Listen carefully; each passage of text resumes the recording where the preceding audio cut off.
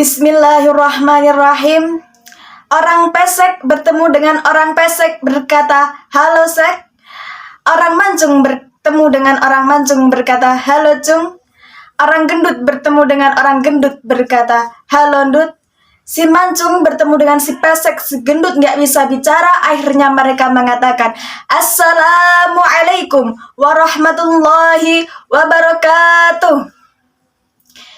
Innal hamdalillah nahmaduhu wa nastaghfiruh wa na'udzu billahi min syururi anfusina wa min sayyiati a'malina wa may yahdihillahu fala mudhillalah wa may yudlil fala mudhillalah. Asyhadu an la ilaha illallah wa asyhadu anna Muhammadar Rasulullah, amma ba'd. Yang terhormat Bapak Marwanto MPD selaku pengampu mata kuliah Retorika Dakwah Institut Agama Islam Negeri Salatiga, yang saya sayangi teman-teman kelas PAIC yang insya Allah dirahmati Allah Subhanahu wa Ta'ala. Pertama-tama, marilah kita panjatkan puja dan puji syukur kehadirat Allah Subhanahu wa Ta'ala yang telah melimpahkan rahmat, taufik, hidayah, serta inayahnya kepada kita semua, sehingga kita dapat melaksanakan kegiatan perkuliahan ini tanpa ada suatu halangan apapun. Biqaulina alhamdulillahi rabbil alamin. Allahumma sholli ala sayyidina Muhammad wa ala ali sayyidina Muhammad. Sholawat serta salam semoga tetap tercurahkan kepada junjungan kita Nabiullah Nabi Agung Nabi Muhammad Sallallahu Alaihi Wasallam, yang kita nanti-nantikan syafaatnya fit dunya hatal akhirah. Amin Allahumma amin. Hadirin yang dirahmati Allah Subhanahu wa Ta'ala, di sini saya akan menyampaikan sepatah dua patah kata, yakni tentang dakwah pemuda tangguh di era digital. Hal penting yang akan saya sampaikan yakni tentang bagaimana pada era digital ini kita sebagai pemuda-pemudi tangguh memberikan pesan-pesan keagamaan dengan cara yang maslahah. Kita semua sebagai umat Islam wajib mengajak kepada orang untuk kembali kepada jalan Allah. Sebagaimana firman Allah dalam surat Al-Imran ayat 104. A'udzu billahi minasyaitonir rajim. Bismillahirrahmanirrahim. Wal takum minkum ummatun yad'una ilal khairi wa ya'muruna bil ma'rufi wa yanhauna 'anil munkar wa ulaika humul muflihun.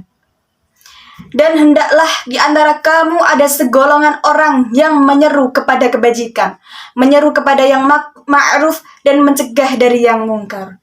Dan mereka itulah orang-orang yang beruntung.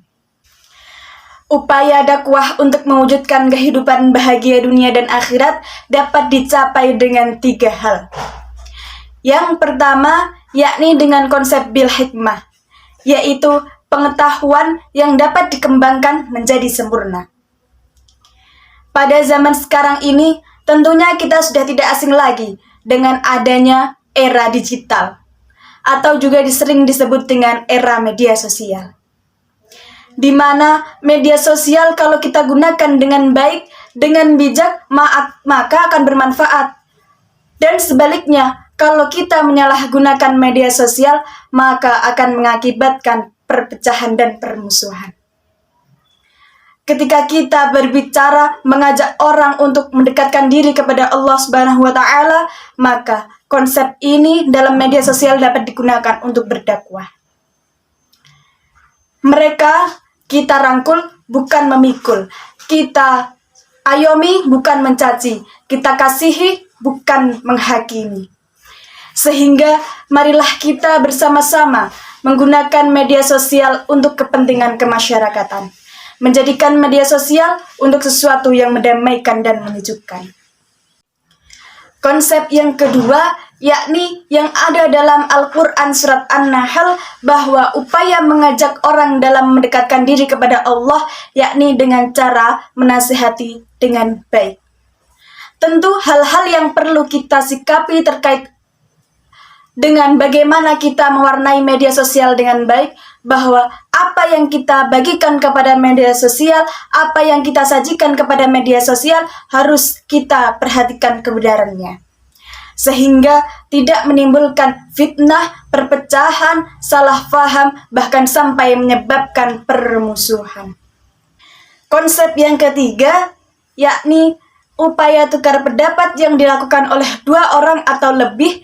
Ketika terjadi perbedaan pendapat, janganlah kita jadikan permusuhan, tetapi karena kita saling melengkapi, kita saling membutuhkan.